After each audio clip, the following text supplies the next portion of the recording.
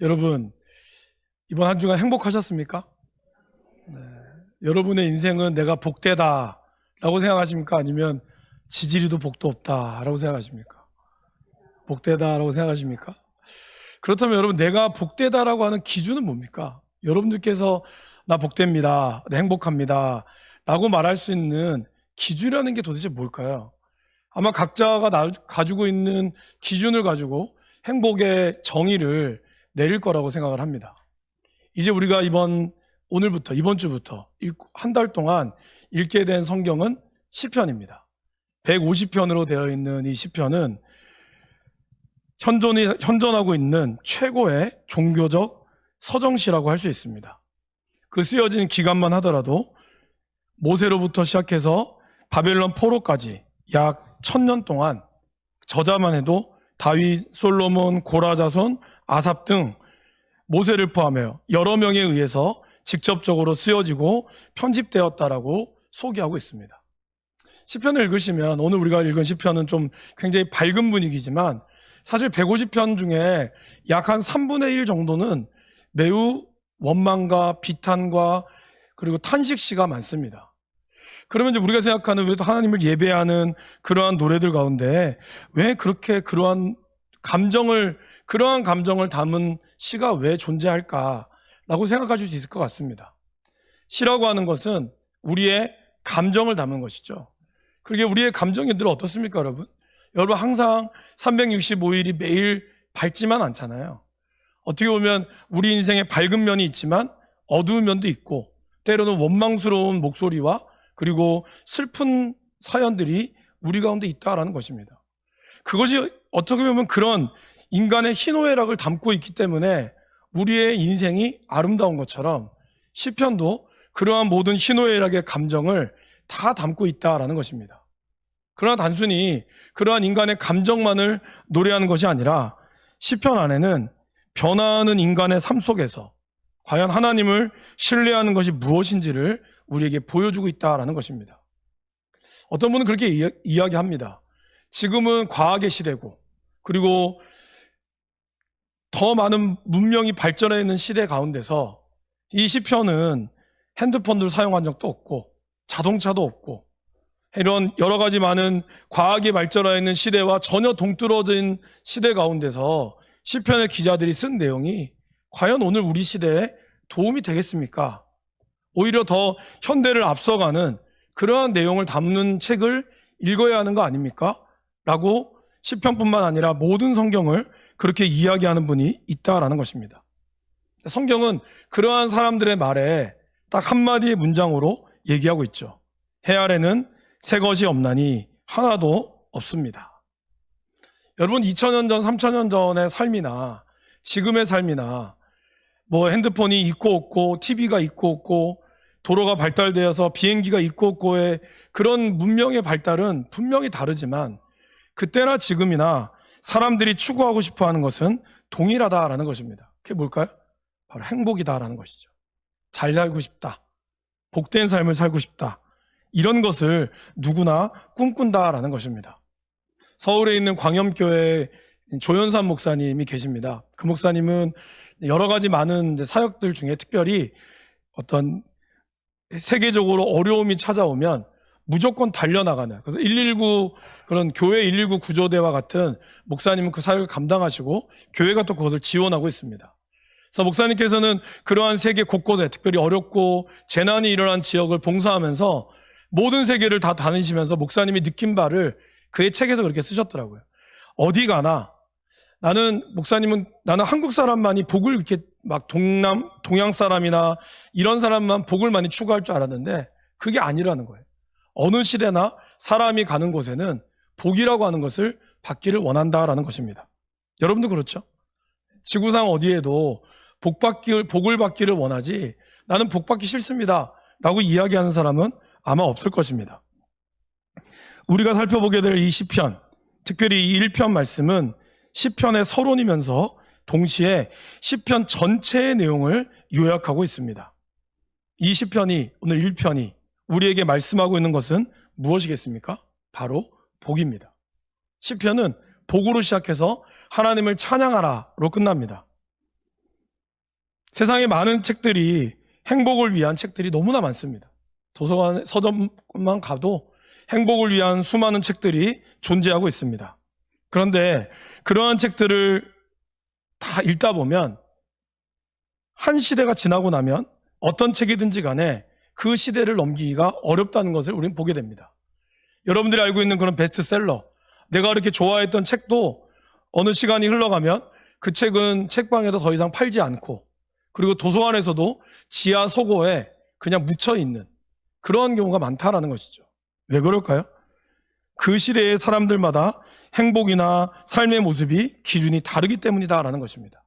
그런데 왜 성경은 2000년이 지난 지금까지도 많은 사람들이 이 성경을 볼까요? 왜 우리는 다시 성경으로 돌아가야 할까요? 바로 성경은 사람의 지혜가 아니라 이 세상을 창조하신 하나님께서 성령의 감동으로 우리를 통하여 쓰게 하신 책이라는 것입니다. 그러기에 우리의 마음을 누구보다 잘 아시고 우리의 머리털 하나까지 세심받으신 그분께서 우리 인간이 어떻게 해야 행복해야 될지를 말씀하고 있기 때문에 우리는 모든 책들도 다 중요하지만 다시 한번 성경으로 돌아가야 될 필요성을 느낀다라는 것입니다. 여러분, 성경 66권이 이야기하는 바가 이제 조금씩은 대동소이하지만 사실은 성경은 이야기하는 바는 크게 딱 한 가지로 나누는 거예요. 뭐냐 하면 선택하라는 거죠. 어떤 길을 갈지. 성경은 우리에게 두 가지의 길을 보여줍니다. 하나님의 길과 사탄의 길, 아벨의 길과 가인의 길, 야곱의 길과 에서의 길, 다윗의 길과 여로보암의 길, 예수님의 길과 가룟 유다의 길. 이 길들을 성경은 소개하면서 우리에게 어떤 길로 갈 것인지를 묻습니다. 근데 이 두 길을 우리가 참 판단하기 어려운 이유는 뭘까요? 두 길 다 각자 나름대로의 행복을 추구하고 있기 때문이라는 것입니다. 특별히 사탄이다 하면 우리가 당연히 안 간다고 하지만 사탄은 뭐라고 되어 있죠? 광명의 천사로, 그죠? 광명의 천사로 포장하고 있다는 거예요. 그 포장을 너무 절묘하고 교묘하게 포장해서 이 포장을 뜯어내는 것이 참 어렵다라는 것이죠. 그러기에 우리가 이 길이 정말 하나님의 길이라고 생각했지만 나중에 보면 이 길이 하나님의 길이 아닌 경우들이 많다라는 것입니다. 누구나 행복을 찾고 있지만 어떠한 길은 가짜 복을 가르치고 있고, 그러기에 우리는 진짜 복을 배워야 한다라는 것입니다. 그럼 참된 복은 무엇일까요? 참된 복은 바로 하나님으로부터 오는 것이고 바로 하나님이시다라는 것입니다. 하나님께서 이 땅을 창조하셨습니다. 창조하시고 나서 그분이 우리에게 명령하시기 전에 우리에게 또 하나를 더 주신 것이 있어요. 그게 뭘까요? 창세기 1장 27절에서 28절 말씀을 함께 읽어보겠습니다. 하나님이 자기 형상 곧 하나님의 형상대로 사람을 창조하시되 남자와 여자를 창조하시고 하나님이 그들에게 복을 주시며 하나님이 그들에게 이르시되 생육하고 번성하여 땅에 충만하라. 땅을 정복하라. 바다의 물고기와 하늘의 새와 땅에 움직이는 모든 생물을 다스리라 하시니라. 이렇게 나오죠. 생육하고 번성하여 땅에 충만하라. 이렇게 명령하시기 전에 하나님이 창조하시고 명령 사이에 하나를 더 주셨어요. 그게 뭐였죠? 그들에게 복을 주셨다는 거예요. 그러니까 복이라고 하는 것이 창조되어 있는 사람이 자연적으로 누리는 게 아니라 복을 주신 하나님 앞에 매달릴 때 얻을 수 있는 것이 바로 복이다라는 것입니다. 그러기에 사람은 근본적으로 예수님을 믿는 사람이든 안 믿는 사람이든 목이 마른 인생뿐만이 아니라 복이 마른 인생이 될 수밖에 없다라는 것입니다. 우리가 목마름을 경험하듯이 우리도 복마름을 경험한다는 거예요. 근데 여러분, 목이 마를 때 무슨 물을 마시죠?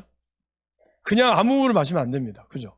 기본적으로 정수물이나 아니면 생수와 같은 물을 마셔야지, 같은 물이라고 해서 예를 들어 소금물을 마신다거나 아니면은 너무 목이 마르니까 그 앞에 있는 달달한 물, 뭐 사이다라든지 이런 콜라 같은 걸 마시면 당장은 목이 시원할 것 같지만 어떻죠?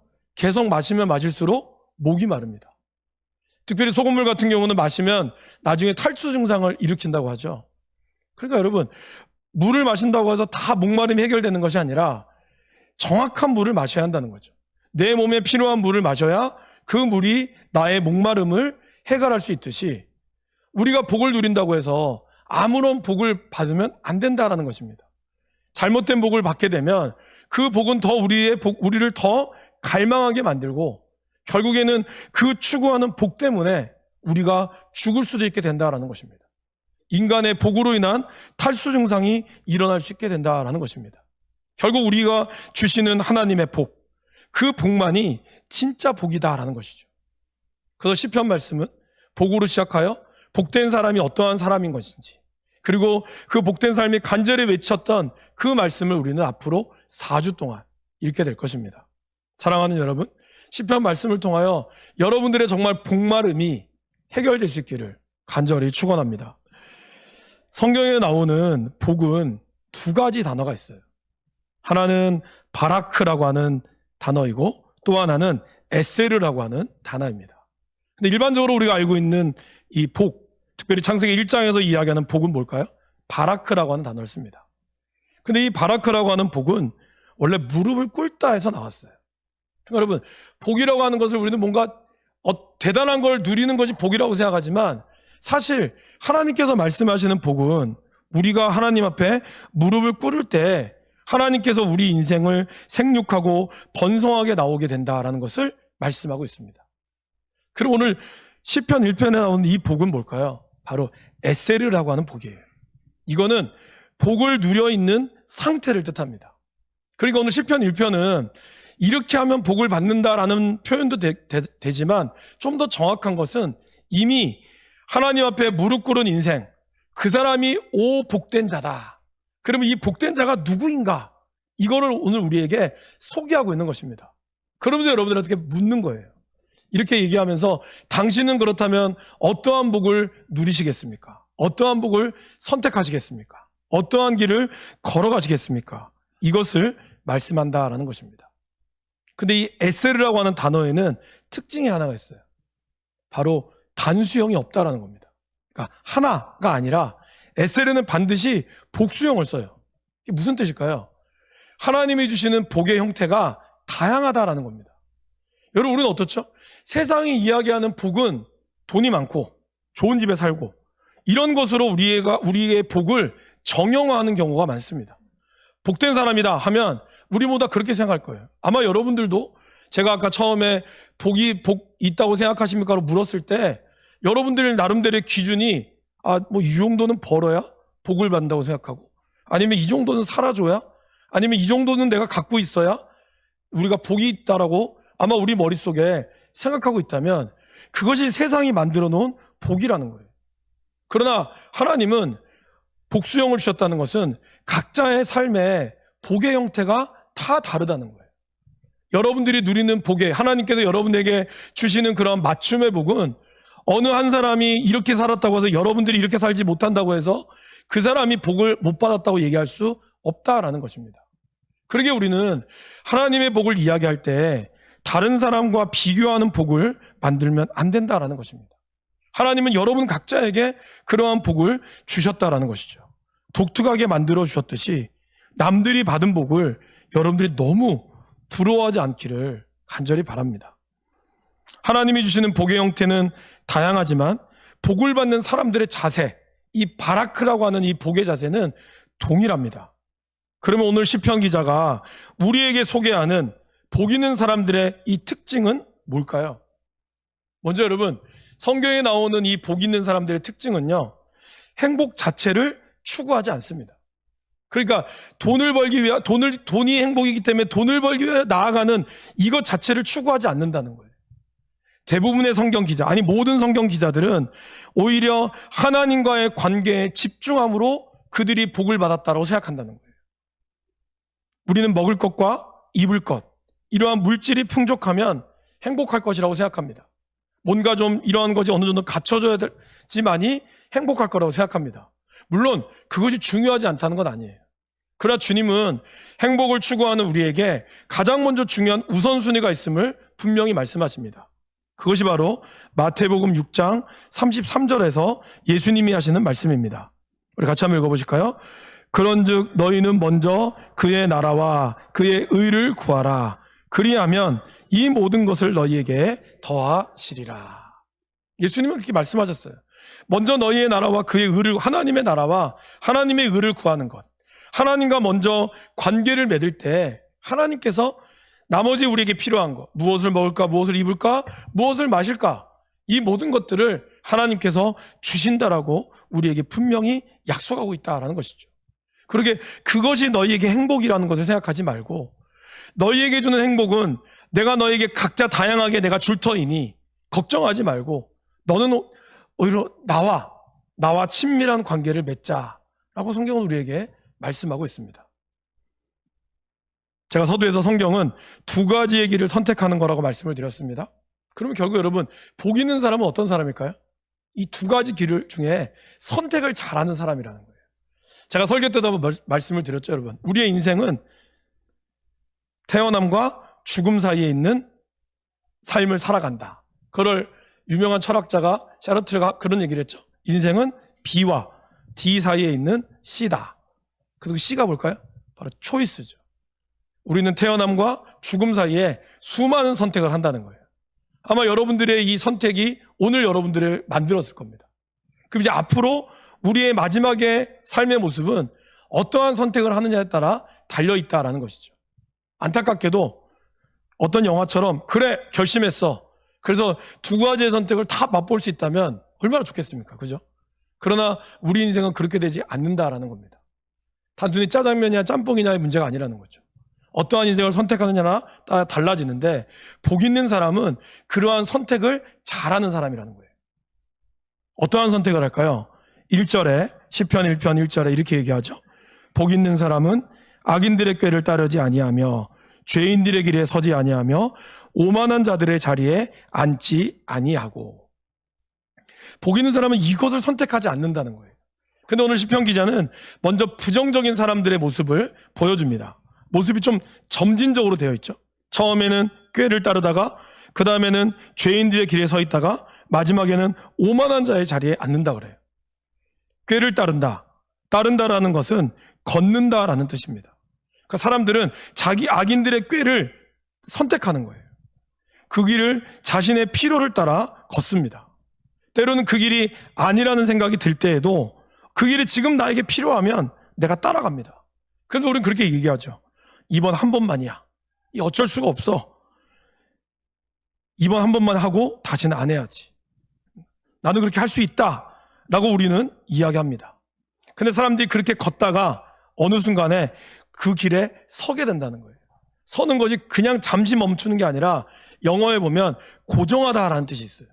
그러니까 악인들의 꾀를 서서히 따라가다가 내 필요를 채워주는 그 무엇인가를 따라가다가 하나하나 타협하다가 그러다가 나도 모르게 그 길에 서게 되고 그리고 나도 모르게 그 자리에 주저앉게 되는 거예요. 그러면서 얘기하죠. 아, 이거 없어도 잘 살 수 있는데 뭐. 처음에는 그것이 아니었다고 얘기하다가도 결국에는 주저앉아 버리면서 우리 모두 다 그 자리에서 멈추고 오만한 자가 될 수 있다라는 것입니다. 불가피한 상황이라고. 처음엔 그렇게 시작하지만 나중에는 그렇게 주저앉아 있다라는 것입니다. 근데 여러분, 성경에서 이야기하는 악인들, 죄인들, 오만한 자라고 하는 것은 그냥 우리가 알고 있는 뭐 감옥 가는 그런 사람을 뜻하는 것이 아니에요. 오히려 여러분들이 알고 있는 분들 중에 예수님을 안 믿는 분 중에 더 착한 사람이 더 많을 거라고 생각합니다. 더 선한 일도 많이 하고 세상적으로 봤을 때는 정말 저 사람 진짜 착하다, 오히려 나보다 낫다 라고 하는 사람들이 있습니다. 근데 성경은 그러한 사람을 이야기하는 게 아니라 오히려 하나님 앞에서 아무리 착하고 좋은 일을 많이 하는 분이라 할지라도 성경에서 이야기하는 기준은 여전히 죄인이라고 얘기합니다. 여전히 악인이고 오만한 자라고 표현하고 있어요. 왜 그럴까요? 그 사람들은 복 있는 사람이 아니라는 겁니다. 그 사람들은 하나님께 무릎을 꿇지 않는다는 거예요. 자기가 옳다고 생각하고 자기의 뜻이 맞다라고 생각하기 때문에 결국 자기가 원하는 방향대로 가기 때문에 죄인일 수밖에 없다라고 성경은 분명히 이야기합니다. 반면에 복이 있는 사람은 그렇다면 이 길을 선택하지 않는다라는 것이죠. 그러면서 적극적으로 오히려 여호와의 율법을 즐거워하며 그 율법을 주야로 묵상하는 사람, 그 사람이 바로 하나님께서 복이 있다라고 얘기하는 사람이다라는 것입니다. 근데 여러분, 묵상하다라는 것은 무슨 뜻이 있을까요? 묵상하는 작은 소리로 읊조리다라는 뜻도 있지만 또 다른 뜻으로는 그거예요. 신음하다, 으르렁거리다라는 뜻이 있어요. 어떤 맹수가 자기의 어떤 먹을 거를 딱 물잖아요. 물 때 그 옆에서 이런 동물의 왕국 같은 데 들어보면 어떤 소리가 나냐면 그르릉거리는 소리가 나요. 왜일까요? 오지 말라는 거지. 이건 내 거야. 건드리지 마. 그러면서 그거를 살을 끝까지 발라 먹습니다. 여러분, 그게 묵상하는 거예요. 하나님의 말씀이 너무 맛있어서 그 말씀을 씹고 또 씹고 그러면서 계속해서 으르렁거린다는 거예요. 이건 내 거야. 이 말씀은 내 말씀이야. 그렇게 해서 받아들이는 사람. 그런 사람이 성경은 복 있는 사람이다라고 말씀하고 있습니다. 사랑하는 여러분, 여러분 말씀 읽는 것이 즐거우십니까? 아니면 여러분들이 말씀을 묵상하는 것이 행복하십니까? 하나님과 함께하는 그 시간들, 그 시간이 즐거운 사람, 그리고 그 시간을 놓치지 않기 위해서 붙잡는 사람, 그 사람이 바로 복이 있는 사람이다라는 것입니다. 그 성경은 이러한 사람을 시냇가에 심겨진 나무와 같다라고 비유하고 있습니다. 오늘 말씀 우리가 읽어보면 시냇가에 심은 나무가 라고 표현하고 있죠. 근데 이 성경을 좀 자세히 보면 심겨졌다라는 뜻이에요. 그러니까 나무를 내가 심은 게 아니라 나무가 심겨졌다는 것이죠. 그러니까 우리는 하나님의 은혜에 의해서 심겨진 존재라는 뜻입니다. 저와 여러분들이 하나님의 은혜에 의해서 붙들림 바 된 것, 그것이 우리가 심겨졌다라는 뜻이에요.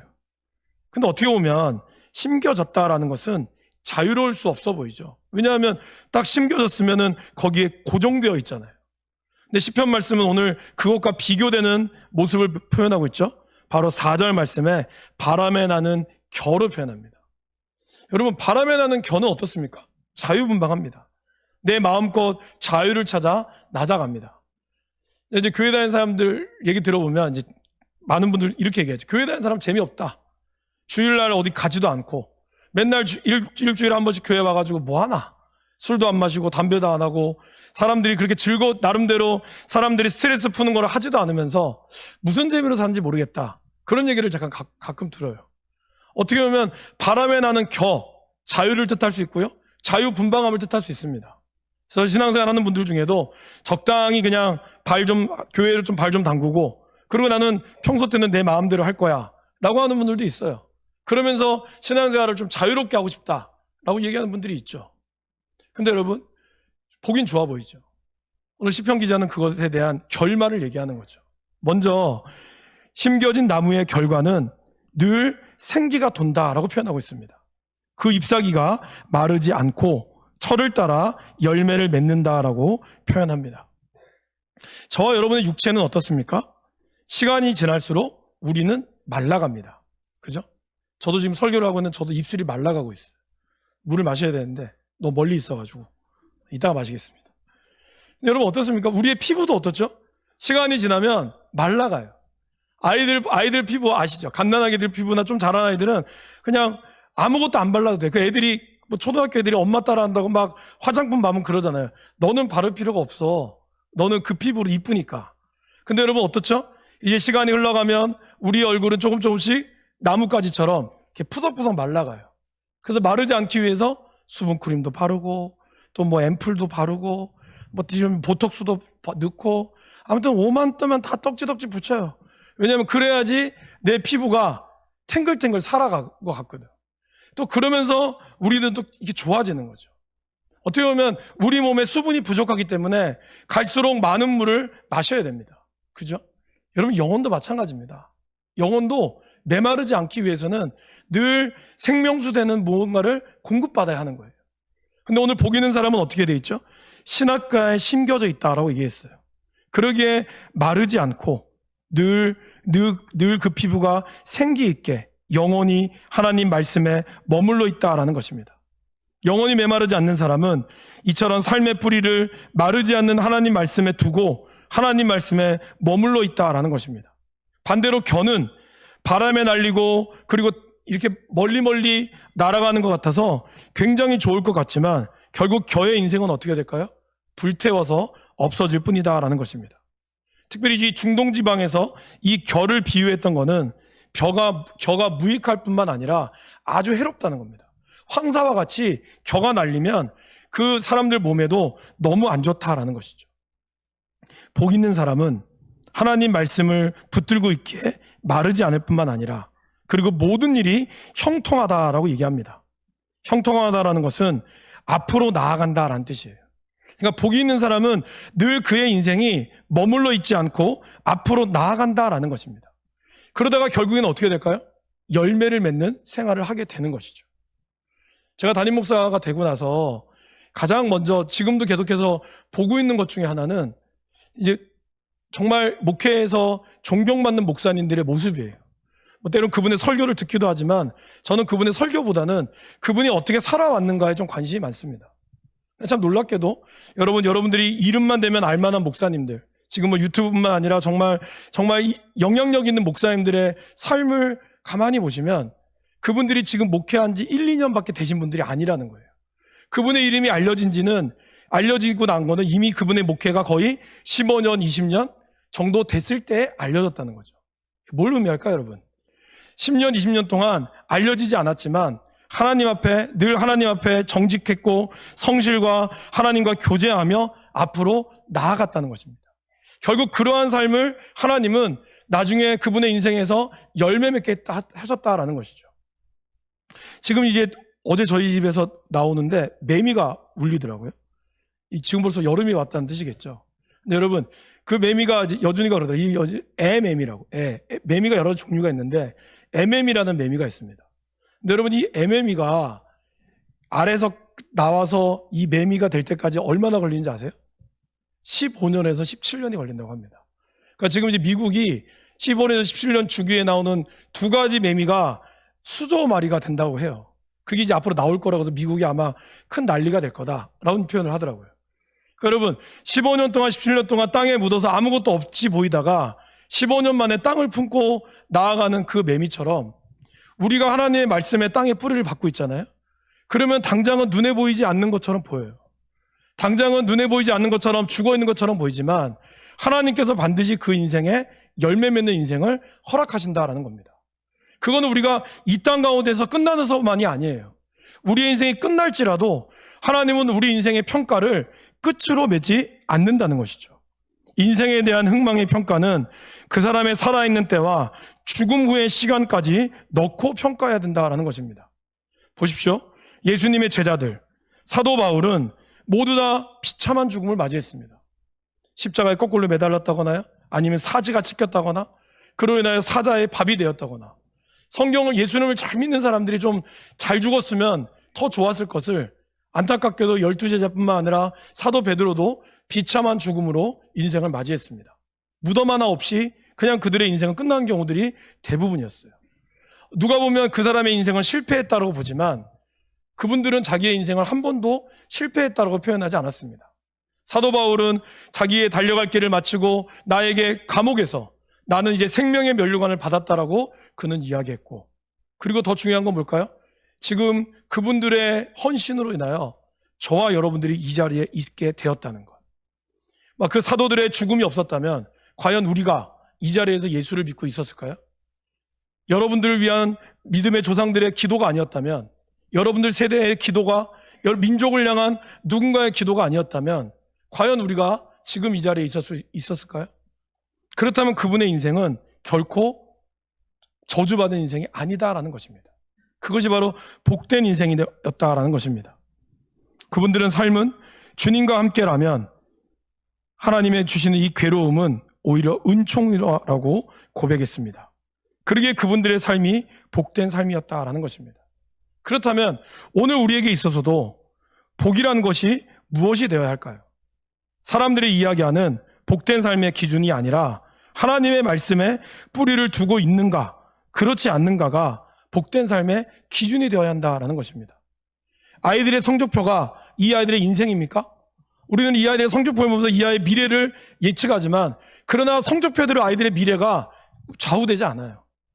여러분 남편과 여러분 아내가 가지고 오는 월급 명세서가 여러분의 가정의 행복을 보장할 수 있다고 생각하십니까? 근데 우리는 가끔 이걸 보면서 내 인생의 행복을 평가해요. 내 아이의 성적이 전교 1등이 나오면 행복하다. 그럼 여러분, 전교 1등이 그 아이의 나중까지 전교 1등이 된다고 보장할 수 있어요? 보장할 수 없다는 거예요. 그게 중요하지 않다는 얘기가 아닙니다. 중요하죠. 그러나 우리에게 더 중요한 행복은 지금 내가 하나님과 관계를 맺고 있느냐, 이것이 나의 행복의 기준이 되어야 하는 거예요. 여러분, 하나님의 말씀을 잘 읽고 계십니까? 하나님과 매일 기도의 삶을 살아가고 있습니까? 그것이 나의 행복의 기준이 되어야 하는 거예요. 내가 주님과 함께 걸어가고 있고 내가 주님의 말씀을 읽고 듣고 지키며 주의 복음을 전하는 삶을 살아가고 있는가?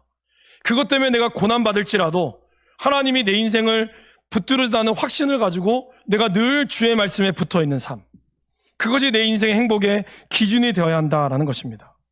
그러게 사랑하는 여러분, 하나님의 길을 따라가는 선택을 할 수 있기를 바랍니다. 여러분들이 정말, 저와 여러분들이 모두 다 예수님을 잘 믿고 그래도 예수님이 누리는 이 복을 누리며 살아갈 수 있기를 간절히 축원합니다.